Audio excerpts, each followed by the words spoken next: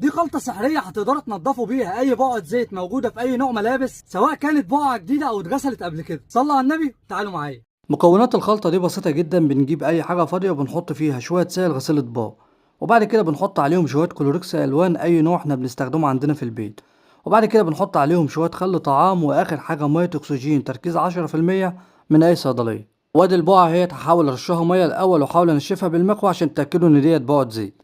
بعد كده بنجيب الخلطة بتاعتنا ونحطها مباشر مكان البقعة. ممكن ندعكها بفرشة ناعمة أو فرشة أسنان، أو ممكن ندعك الملابس في بعضيها. بعد كده بنسيبها زي ما هي كده لمدة دقيقة أو اتنين، وبناخد قطعة الملابس زي ما هي نحطها في الغسالة. بس أنا هنا هحاول أشطفها قدامكم وأحاول أنشفها عشان نتأكد فعلا هل بقعة الزيت طلعت ولا لأ. الخلطة دي تنفع للملابس البيضاء والملابس الملونة، لأي نوع ملابس مهما كانت هي، حتى لو بقعة الزيت ديت قديمة أو اتغسلت قبل كده. وادي الحمد لله هوت البقعة ما بقاش ليها أي أثر.